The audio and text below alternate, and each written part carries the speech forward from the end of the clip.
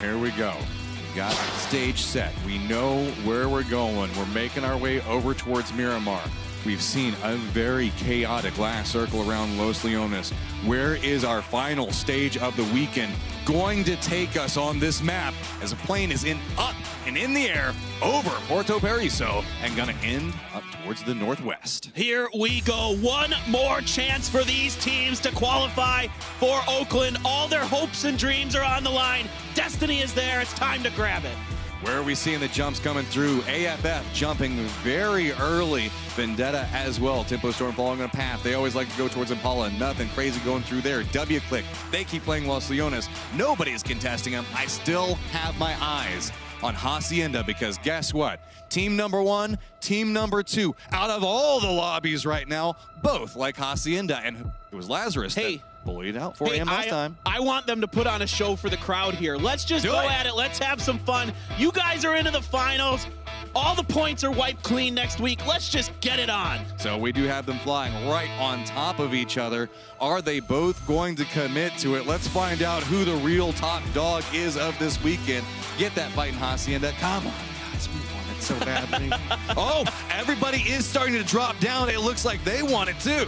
Let's tango. Let's go. This is exactly what we wanted. We're seeing the drops come through off of it, and it's going to be very contested off the start. Dropping on the balcony, we've got Luke looking back over towards Lou. It's going to be peeked back and forth. Reloads it coming through, sprays back and forth off the start, and that's going to be Lazarus getting the first down. Luke outduels with his S12K of his own, but Forever's waiting here for Alo. He does get backed off. It's just an SKS, so the damage output isn't as high as he would like. That's going to back him off. Purdy Curdy's got a VSS. See if he's going to opt to put that thing into auto fire, see if he can rip some faces. This is the way PUBG should be played. Bring it up, step up for pride right now. You can see Uncivil realizes he is outnumbered on this angle, waiting to see if somebody's going to encroach around. A lot of people like to move around that location. You can see 4AM contained back on the side of it. Lazarus has a lot of the nodes for loot that they can play off of.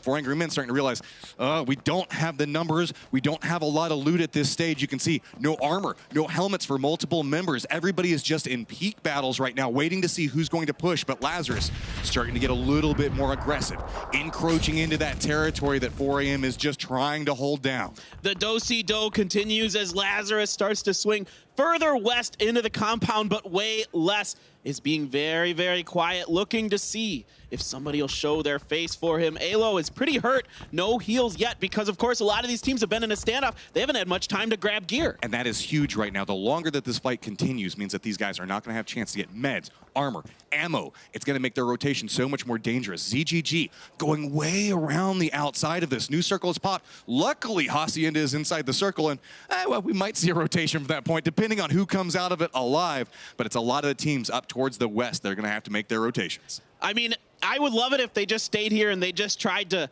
play a King of the Mountain type situation. Oh no, Alo, you're gonna get caught out. Great spray by ZGG is gonna find him. And that's that long flank coming up from 4 Angry Men. Now the numbers are neutralized. Luke took a lot of damage as well. Grenade's gonna come up, go a little bit too far, but it's gonna be a Molotov that's gonna make it very dangerous. Luke has to watch his feet. If he gets knocked, that's gonna be real bad. He's got a couple of bandages to play with right now. Nobody has a lot of utility, and that's making this so much more stressful. A smart grenade by Luke, knowing that that's about the only angle that anybody's going to be able to find him out from. Now he's stuck out on the balcony. Bit of a risky move here, but it is paying off for him as he's able to get inside. Oh, Purdy's got an angle on the side. Trying to go for the shots with the VSS, but the Angry Bees do not connect, so Purdy's going to have to sneak back away from this. ZGG's got that vector, but remember, Uncivil has been holding this point, waiting for the push to come through. Is he going to hear the footsteps? Because it is so sneaky right now. ZGG's coming up back behind it. I don't know if Civ has heard this. Surely he has to have at this point. ZGG just creeping ahead. There's the shot from Civ. That's another one down. Great patience by Uncivil. 3 for 2 right now as Wayless and Forever look to see if they can even up the score. Luke's gonna cross in front of him. He takes a shot, but it doesn't look like it connected. So we got an AK coming up from Wayless, trying to get the spray back over towards Purdy Curdy, who's running the VSS. One is a little bit stronger than the other one, but it's gonna be the VSS on top. That is why I love the VSS. Yeah, that's it, Purdy. Better than you think close range when you get it into auto fire. It spews bullets at an unbelievable rate, and that is going to just outduel the 4 a.m. and you can hear the USA chant. Everything's up. This is what I wanted so much. These are two of my favorite teams at this event, playing exactly the way I love PUBG to be played. I mean, what a show they're putting on for us here. And of course, there is something meaning in this. He's still going for it forever. I love you. Don't run away from this. You got pride at stake right now. Let's see how this goes through, though. It's not just pride, because think about this. They're both going to be fighting over this in the finals. So this is more of a jockeying situation here. They're trying to find out who will be the real owner of this location. T1 and HQ in a fight. Remember, these are two cusp teams right now. This is really big. We got our top dogs fighting in one spot, and then we've got our guys fighting for life to make it to Oakland in another. Tempo Storm's getting caught up with W-Click right now, and that's going to be one of their members down. Yep, here comes some grenades up and over. That one's going to be off the mark from Sharky. Rybo is very, very weak. Tempo Storm on the move. Sharp shot coming up here. Miluke is up there already, but Rybok's actually going to get found out by Wu Fang from QM. Harold's going to get Miluke. Sharky's getting really flushed very quickly there. Got to watch out for it. Silzen's trying to go for a rotation. It's going to be QM that's taking the shot back over towards W-Click in the back. Harold steps up just trying to at least get one, but look, the shots come out on the other side of it. There's a lot going off over here as Sun Sister also has an angle on this. Vendetta's come up on the backside of QM. There's about 5 or 6 teams skirmishing in the open out here, and everyone wants these points. Everybody is getting aggressive. Silzen is able to finish off Miluke. Oh, sharp shot. He might get Ragnar here. Gets a few sprays, isn't able to connect. So with this, Tempo Storm's trying to retreat back, reset. They know exactly where W-Click is. Gonna throw out the grenade that could land pretty close to him, depending on how bounces go. Gonna be just a little bit on the outside, not get the down off of it. Zampa's playing right up in the face of Silzen, but no, that's gonna be Tempo Storm going down as W-Click comes up on top. One member of QM did go down to Vendetta on the back of all of this. Sun Sister did steal a kill. Oh! Gamma's gonna get one. Purdy Curdy's gonna finish off for forever. With the VSS again! All right, Purdy, you're gonna stack up those VSS numbers. I like it, I like it. So with that, our second place team is now down and out, and looks like we have a new top dog up on top of it, and all I can say is America. Yeah. Yeah, fill in that middle word. I gotta go with Pansy on this. Love the VSS, so I was really happy when she pointed out that Jeff Locke's gonna get Trimsy. That is a huge loss for Ghost and a huge pickup for T1. So with this, T1 does have an angle back towards the other members. That was just one rotating point for Ghost. So going to pull back away from this, but T1 slowly trying to make their way up towards the high ground with this. That's going to be a little bit more information fed back their direction. A lot of confidence from Adder getting up here. We saw him take the high ground, get an easy kill earlier in the week, and he is looking to replicate that success. Akkad is coming up now. T1 looking to group up just a little bit. They have quite a large split for where this circle is. They're a bit west of the center. HQ has a rough idea that somebody might be next to him, trying to get sight lines back towards it.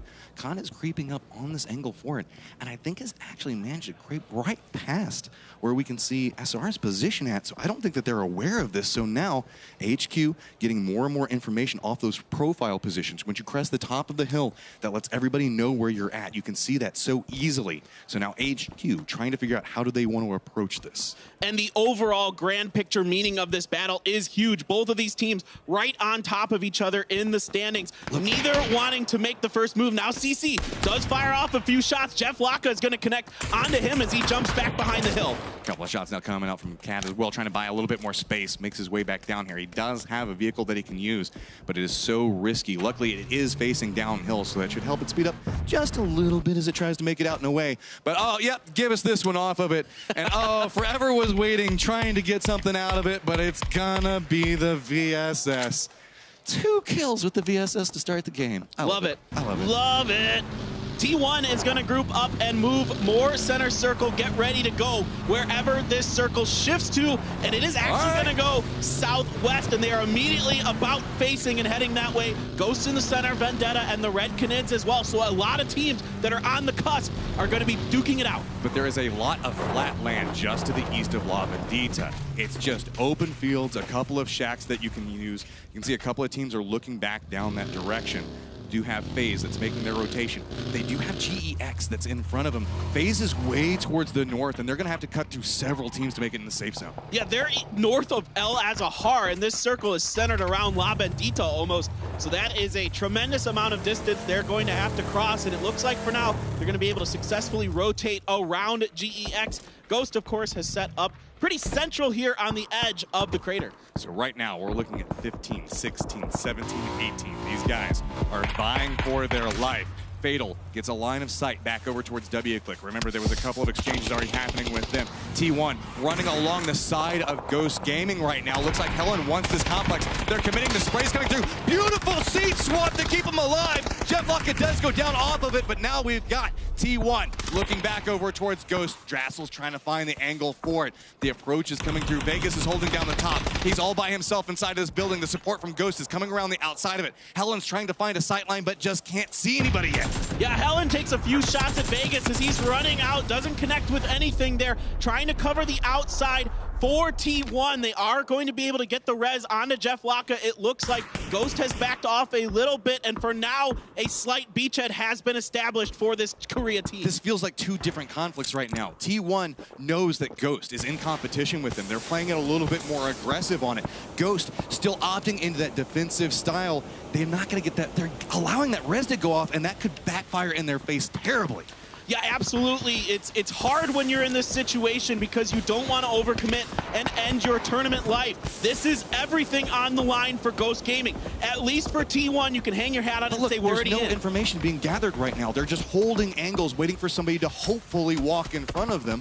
That's so dangerous at this point because now they don't know what's rotating around them. Drassel's kind of the guy that's on the outside trying to feed information back towards everybody, but look at Vegas moving up on top. This could be a huge, sneaky angle, but we have seen T1 use this in the past. They should be aware that somebody could approach from up here. Yeah, and if they were paying attention during the last game yesterday on Miramar, DJ from one of the Chinese teams was up on that angle as well, and just sniffed them out despite losing. And I have to be very careful with these peeks back over towards it. Meanwhile, slowly creeping off to the side of it. It's got two different buildings lined up. Couple of exchanges, but remember, when we see these prolonged exchanges like that, losing helmets, losing armor makes you so much more vulnerable. But it feels like T1, everything rests on this back position. Meanwhile, for Ghost, it's Drassel just trying to creep over and hopefully get something. They're down to 3 right now, and there are 4 still up for T1. These teams got to be careful. The more noise they make, the more attention they're going to attract. And oh my God, he saw his foot. He's going to get knocked. Vegas is going to find the head, and that is one laying down now for T1. Look at the reaction come out from T1. They tried to defend instantly. That's going to be McCoy going down. Exchange going back over towards Helen. Going to force him back around the other side of this. T1 now starting to be a little bit more contained. A lot of flanks coming through, but that's going to be Vegas down. Now just Drassel. Remember, Ghost needs a big game, and they are now down to 1 alive. They have to be so careful. This could be disaster. Ghost Gaming is eliminated. They are eliminated. Let's see if T1 can get the revive onto a COD like I was talking about. Too much attention has been drawn to this location, and Lazarus is moving in. Lazarus hears noise, and they want to kill. They're running a separated split off of this, and they're like, hey, we hear people killing things. Let's go over there anyway. We know it's really far away, but you never know. We might get something out of it. So Siv's off over here by his lonesome, looking around, saying, hey, maybe I can get it down, but nah, this feels a little bit too risky. We'll just retreat back over there.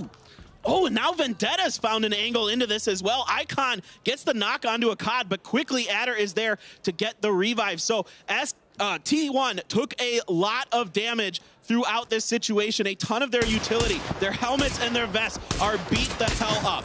I love this. Lazarus is like, well, we can't kill you, but we'll just make sure your rotations suck. Let's just take out all of your tires, walk away, and now you just get a walk across Miramar. Yeah, that's not ideal this early in the Miramar phase. You want to have a few vehicles available to make those quick rotations across the terrain. He leaves afterwards. He's like, my job is done. I return to my people. So now it's about rotations coming through. We've been caught up in a lot of early game skirmishes. So you can see HQ looking back over towards Sting Divine right now. Got a nice angle back over towards Milk, trying to get away from that. Looks like he should make it back around the hillside, but HQ is going to have to figure out, okay, how do we handle this? They do have the inside gatekeeping position back towards Sting Divine, though. Yeah, somehow Milk is just able to find an angle behind these Twin Peaks to give himself enough time to get his heal off. He was almost knocked down, but SR is going to group up with him. They are going to move their their way into the top part of Minas Generales. So now you can see GEX just to the south of that. Lazarus kind of contained around a similar location. Vendetta's taking some shots back over towards Sun Sister, going to connect with them. So it's a lot of late rotations coming in for a couple of these guys as, yep, you can see the shots coming back over towards Kendesu, and he goes down. Gabba's still playing off on the other side of that. 3 members for Sun Sister still up and alive, and they are in the safe zone, but they're just not in a comfortable position inside the safe zone. Yeah, a big loss there for the Sun Sisters. They really need 4 alive and getting into the late game to have a real good shot at this. Sting Divine still 4 for themselves. They are very much in this as well with 46 points. Not too far off of that 54 that AHQ currently holds. So a lot of the teams that are still in this are still in the game, Matcham. So look at this. You see Red Canids have actually posted up directly in the crater of La Bendita. We don't see that happen too often because you lose so much information. You're in a bubble at that point. You can look around and see if anybody crests up and over, but you have no idea what's happening on the outside of those walls. Look at this. Sun Sister running back down, but they're going to bounce around where we see Sting Divine at. They do lose one inside of that rotation, so that's going to be Levis that gets the shots back over towards him, but I think he's got a little bit of a wall and should have some smokes to play with. Meanwhile, Sting Divine, they still need to make it inside the safe zone. Are they going to choose to crash that angle? Looks like they're at least going to approach along it. Jet looks like he wants this. He's going to deny. 2 jump off, looking around the angles for it. You can see Gabba's just waiting to see where the push comes from. He's going to line up towards Turtle, trying to connect with a shot. Turtle just keeps powering through, and now everything's come apart for Sun Sister, and they're out. And that is going to be the end of the Sun Sisters in this tournament. What a push here by Sting Divine. The confidence, the chutzpah to do this was incredible. I love the word chutzpah. Thank you for using that there. So now you got Sting Divine looking back through. They managed to make it to the safe zone, but now they got to go again because just south of Minas Generales is going to be where the circle's at. You can see Red Canids are posted up in that position. We do have FaZe pushing back over towards Afrika Freaks Fatal right now.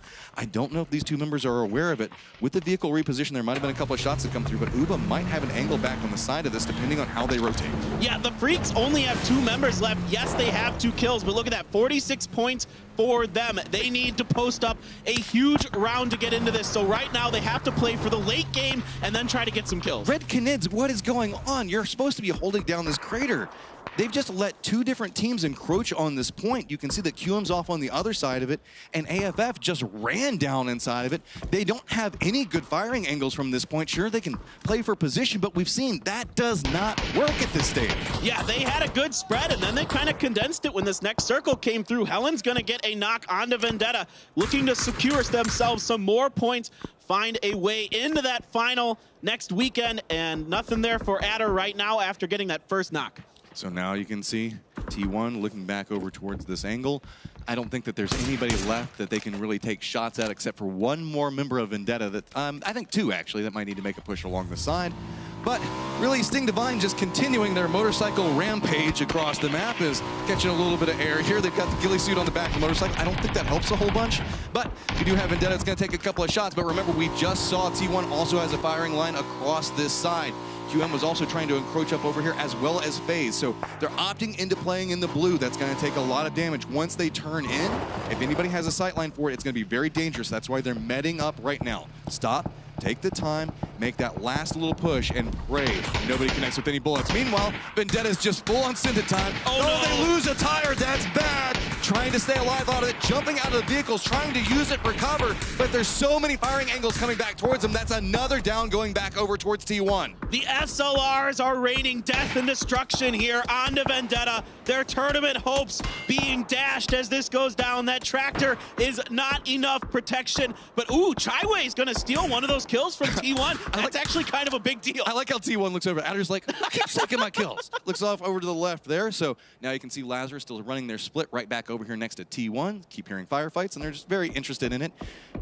With this, it feels like La Bendita is probably going to be where our end point is going to be at. It's going to try to probably shift away from Minas Generalis. A lot of the planes are now out of the circle, so it's going to be a lot of rough terrain points. You can see QM does look back over towards one of the members of STV, but QM has so many defensive line points right here. I tell you what, if you're STV, this is not the team you want to run into. QM is absolutely on fire today. Circle just centers up right over La Bandita. Meanwhile, the battle rages on here between QM and Sting Divine. But Grenades. FaZe hears this, and they're pushing up on the other angle as well. FaZe looks back down towards this. You can see Levis trying to move back around this, but it's going to be FaZe that's starting to peek up on the side of it. Sting Divine is in a lot of trouble, but now QM could find themselves literally in a barrel that they could be shot out of. Oh, what a grenade lands right on top of GYY. Good grenade from Uba, looking for him to light the scoreboard up. Levis is prone, getting some smokes down. Fuzzface is gonna spot out Liga, and out goes QM in 11th place. All right, FaZe, it's the last game. You're playing for Pride at this point. I mean, it's a long reach to make it back up there, but the dream could exist if they have a giant 20-plus game. There is well, I tell you the what, outside chance. Matchroom, I tell you what, if that happens, that will actually be the greatest moment in PUBG esports history. That would be a huge comeback. Probably look back to over towards AHQ, taking a couple shots. He's going to go down. Lazarus was running a very aggressive split, so there's no support except for long range that's going to be coming through. Civ does get the down and flush back over towards CC, but Purdy is going to go down for that. Lazarus down to 2. All right, Kane making a dash across a lot of firing lines. He ends up getting knocked by Luke 12 up there. Once again, Lazarus hasn't had to move too far. They're just kind of covering that northern angle on La Bandita. Uncivil's coming into this now. Picks up Chaiwei, trying to get some more shots in, is backed off by Leo. Just trying to pick up more kills at this point. Lazarus sitting on 7. You know, a couple of these other teams might want some of these points, Lazarus. You can kind of relent at this stage. You made your point with the 4 AM drop earlier. They really did. I mean, look at this, 8 kills here. Of course, yeah. You know, they won the battle for the middle Hacienda, man. Hacienda battle. I'm just so blown away by what they're doing today. They are just incredible. But look at Levis kind of creeping up back behind this. FaZe has to be very vulnerable up towards the top, but there's a lot of members of FaZe over here that Sting Divine is going to have to contend with.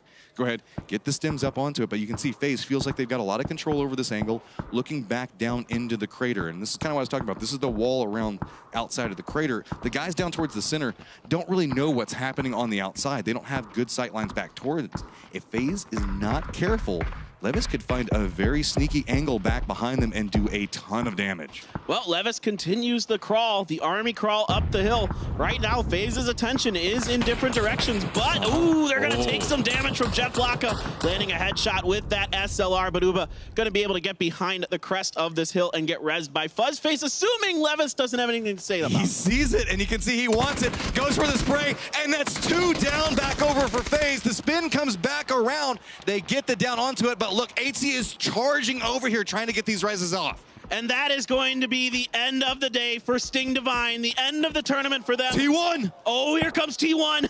If they make this push, if they were paying attention to how the knocks were coming through, they could capitalize on a huge moment and catch FaZe while they're trying to get their meds back off. Jeff Laka leading the charge up this hillside.